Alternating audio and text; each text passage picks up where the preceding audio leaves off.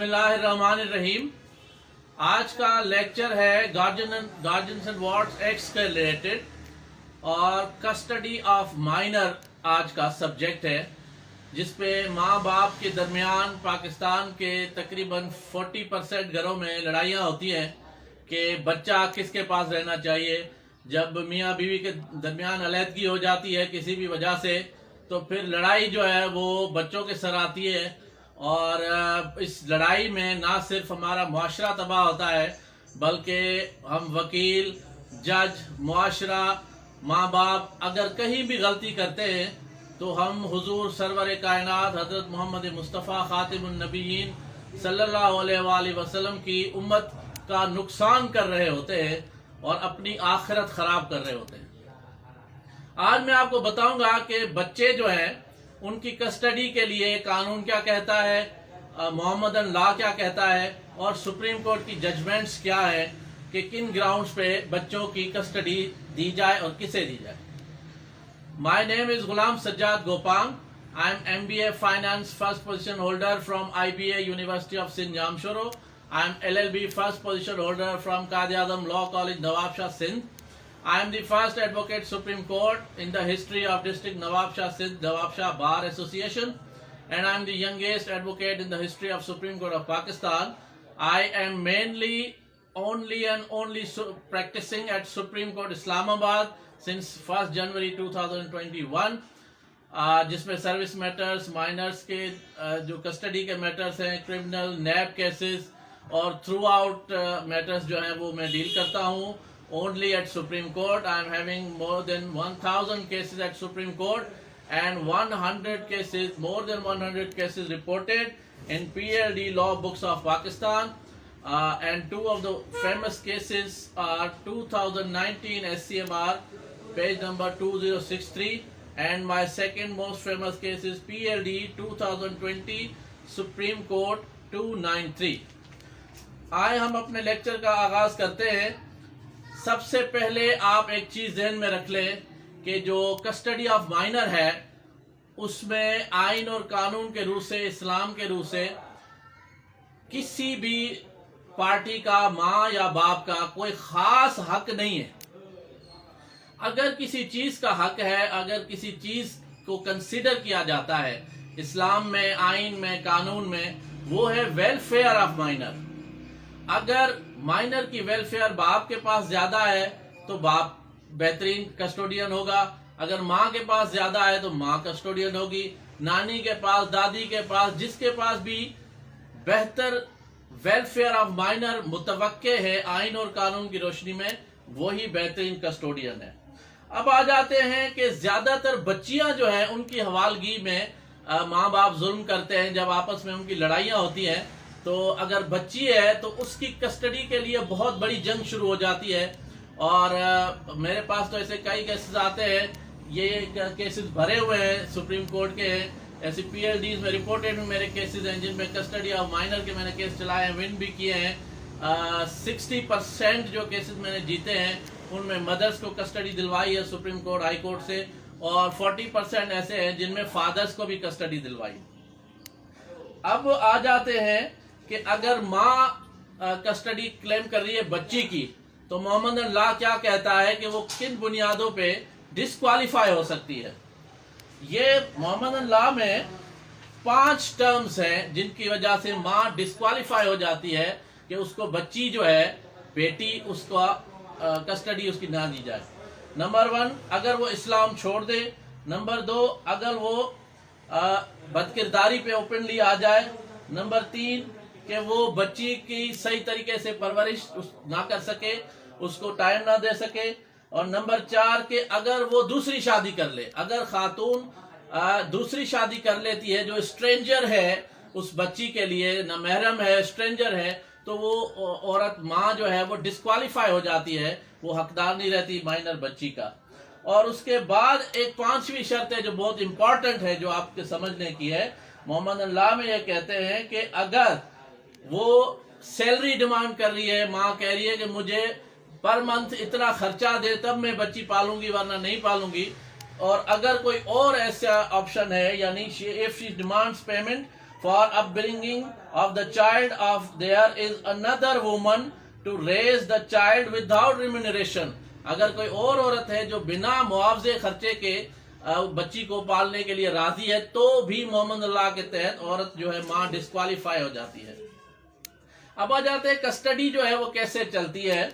اب اس میں جو آ جاتا ہے کہ when mother no longer has the right to custody, اگر مدر ڈسکوالیفائی ہو جائے پھر کون آئے گا بچی کی حوالگی کے لیے. یہ 7 لوگ ہیں جو آئیں گے اور اس کے بعد والد جو ہے نا وہ آ جاتا ہے. پہلے maternal grand mother of child, پھر پیٹرنل گرینڈ مدر نانی دادی، 3 کے بعد فل سسٹرز، چوتھے نمبر پہ میٹرنل ہاف سسٹرز، پھر 5ویں نمبر پہ پیٹرنل ہاف سسٹرز، اور پھر 6 نمبر پہ میٹرنل آنٹس آنٹیاں خالائیں، پھر 7 نمبر پہ پیٹرنل آنٹس جو خالائیں ہوتی ہیں ننیال ددیال کی. یہ 7 حقدار ہوتی ہے. اس کے بعد آ جاتا ہے ان خواتین کے بعد جب بچی کی حوالگی کی جو حقدار ہیں وہ ہیں 5. وہ نمبر 1 ہے فادر، اس کے بعد یعنی باپ جو ہے وہ حقدار ہو جاتا ہے. پھر پیٹرنل گرانڈ فادر ہو جاتا ہے، پھر ریئل برادرز ہو جاتے ہیں، اس کے بعد پیٹرنل برادرز ہو جاتے ہیں، پھر میٹرنل برادر ہو جاتے ہیں. تو اس طریقے سے یہ ایک سلسلہ چلتا ہے کہ جو بچی ہے اس کی حوالگی کیسے ہو جائے. آ جائیں ہم اپنی سپریم کورٹ کی ججمنٹس پہ آتے ہیں، لیکن اس سے پہلے ایک کرائٹیریا ہے جس کو ہم آپ کو دکھائیں گے کہ کس طریقے سے جو چیزیں ہیں ان کو کنسیڈر کرنا چاہیے. مثال کے طور پر سب سے پہلے welfare of minor, number 2 custody کے لیے، نمبر 2 ایج آف گرل، خاتون بچی جو ہے اس کی ایج کیا ہے، نمبر 3 سیکس، جو بچی ہے اس کی جو سیکس ہے وہ کیا ہے، یعنی بچہ جو مائنر ہے اس کا سیکس کیا ہے، بچہ بیٹا ہے یا بیٹی ہے، یہ چیزیں کنسیڈر ہوں گی. اس کے بعد مائنر جو ہے اس کی ہیلتھ کنسیڈر ہوگی، صحت اس کی کہاں پہ بہتر ہوگی، باپ کے پاس یا ماں کے پاس. پھر اس کی ایجوکیشن کو کنسیڈر کیا جائے گا کہ اس کی تعلیم کہاں پہ بہتر ہوگی. پھر اس کی انوائرمنٹ کو کنسیڈر کیا جائے گا کہ ماں کے پاس انوائرمنٹ اچھا ہے، باپ کے پاس اچھا ہے، ان دونوں میں سے کہاں وہ پھل پھول سکتا ہے، اس کا مائنڈ کہاں پازیٹیو ہو سکتا ہے، کہاں اس کو زیادہ کشادگی ذہن دماغ میں آ سکتی ہے. اب ان کے بعد جو چیزیں آ جاتی ہیں ان میں سپریم کورٹ کی ججمنٹ ہے. ایک تو جو شرائط لکھی جاتی ہے خلا کے سلسلے میں کہ اگر ہم نے کسی کو خلا دینی ہے اور اس کی شرط پہ بچے کی حوالگی ہے تو وہ اس کا آئین اور قانون میں کوئی اہمیت نہیں ہوتی. اس کی آئین اور قانون میں اس لیے اہمیت نہیں ہوتی کہ PLD 2020 سپریم کورٹ 508 کہتی ہے کہ اگر اس شرط پہ خلا دی گئی ہے کہ بچی کی حوالگی یا بچے کی حوالگی ماں کے پاس ہی رہے گی تو وہ کوئی گراؤنڈ نہیں ہے بچے کی حوالگی کا. اس کے لیے ویلفیئر آف مائنر دیکھا جائے گا، کوئی نکاح نامے میں یا طلاق نامے میں کوئی شرط نہیں دیکھی جائے گی. پھر جرگے کی بھی کوئی اہمیت نہیں ہے. 2019 SCMR پیج نمبر 520 کہتی ہے کہ اگر جرگے میں یہ ڈیسائیڈ کیا گیا ہے کہ باپ کو کسٹڈی دی جائے گی تو اس کی کوئی قانونی حیثیت نہیں ہے جب تک یہ سیٹ نہ کیا جائے کہ ویلفیئر آف مائنر کہاں پہ ہے. پھر جو اوورسیز پاکستانیز ہیں ان میں یہ لڑائیاں چلتی رہتی ہیں. ماں کینیڈا میں جانا چاہتی ہے، باپ جو ہے وہ امریکہ میں رہنا چاہتا ہے یا UK میں، یا کچھ پاکستان میں جو ہے نا ان لاز ان کے رہتے ہیں، یعنی ننیال پاکستان میں ہے، ددیال امریکہ میں ہے. تو اس کے حساب سے پھر کچھ ججمنٹس ایسی ہیں کہ جو میں آپ کو دوں گا کہ جن میں یہ سپریم کورٹ ہائی کورٹ نے احکامات دیے ہیں کہ بچہ جو ہے وہ پاکستان کی جو حدود ہیں ان سے باہر نہیں جائے گا، اور کچھ میں ماں کو دیا گیا، کچھ میں باپ کو دیا گیا. یہ 8 ججمنٹس ہیں جو میں آپ کو دے رہا ہوں. Number 1 is 2019 SCMR page number 116، اس میں ماں کے حوالے بچہ کیا گیا. نمبر 2 2018 SCMR 427، اس میں بھی ماں کے حوالے کیا گیا. پھر 2018 PLD 2018 سپریم کورٹ 79 ہے جس میں والد کے حوالے کیا گیا. اور اس کے بعد پھر 2016 SCMR پیج نمبر 1287 ہے جس میں سپریم کورٹ نے ماں کے حوالے کیا. 2015 SCMR 731 ہے، اس میں بھی بچہ ماں کے حوالے کیا گیا. 2014 SCMR پیج نمبر 1446 جو ہے وہاں پہ کروڑوں کی پراپرٹی کے معاملات تھے. ان میں بھی سپریم کورٹ نے رولز سیٹ کیے کہ پراپرٹی جو ہے وہ بچوں کو مائنرز کو کیسے ملے گی, اور اگر 2 مائیں ہیں تو کیا ہوگا, کون حقدار ہوگا. یہ سارے ہی سپریم کورٹ نے اوورسیز پاکستانیز کے جو مسائل کسٹڈی آف مائنر کے ہوتے ہیں, یہ ساری 8 ججمنٹس ان کے لیے ہیں. 2014 SCMR 1446. اس کے بعد 2012 SCMR پیج نمبر 609 باپ کے حوالے کیا گیا بچہ, کیونکہ ایٹیٹیوڈ ماں کا ایسا تھا کہ بچے اور اس کے ساتھ اٹیچڈ نہیں تھے. یہ بھی اوورسیز پاکستانی کا کیس ہے.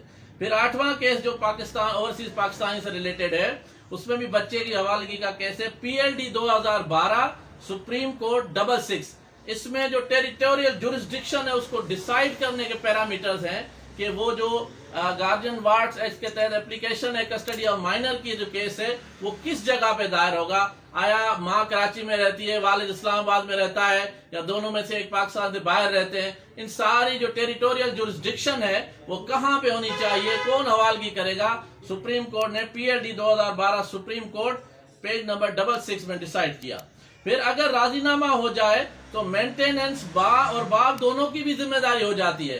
اگر ماں جو ہے وہ جنرل ہے اور والد جو ہے وہ لیفٹیننٹ جنرل ہے, اگر دونوں ہی ماشاءاللہ سے خوشحال ہیں, آپس میں کسٹڈی آف مائنر کی لڑائی ہوئی, بعد میں راضی نامہ ہو جاتا ہے, تو اس کا مطلب یہ ہے کہ اگر ماں بھی اس کے پاس بھی بہت زیادہ سورس آف انکم ہے تو وہ بھی ذمہ دار ہے بچے کی مینٹیننس دینے کے لیے. 2018 SCMR 1991 اگر راضی نامہ ہو جائے آپس میں ماں باپ کا کسی مسئلے کے بعد, تو پھر مینٹیننس دونوں پہ ہی ہوتا ہے, صرف باپ پہ نہیں ہوتا, ماں نے بھی مینٹیننس بچوں کا دینا ہے.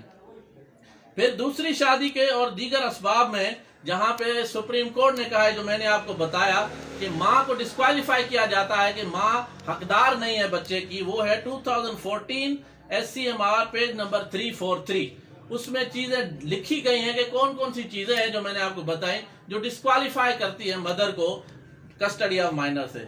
پھر اس کے بعد ایک 2018 SCMR 590 کہتی ہے کہ اگر مدر کی ڈیتھ ہو جائے تو جتنی بھی باقی جو کسٹڈی کے لیے حقدار ہیں ان سے فادر بہترین حقدار بن جاتا ہے کسٹڈی آف مائنر کا, اگر ایسی صورتحال ہو.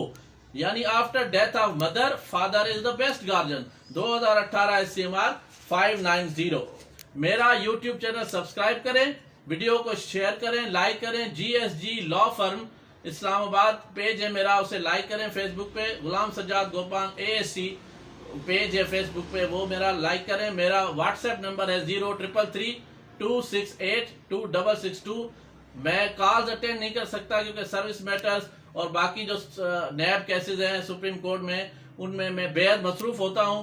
اس کی وجہ سے جسے بھی کانٹیکٹ کرنا ہے, جس بھی کلائنٹ کو کانٹیکٹ کرنا ہے مجھ سے, تو مجھے واٹس ایپ نمبر 0333 268 2662 پہ واٹس ایپ میسج کر دیں. میں جیسے فری ہوں گا آپ کو رپلائی دے دوں گا. Thank you very much.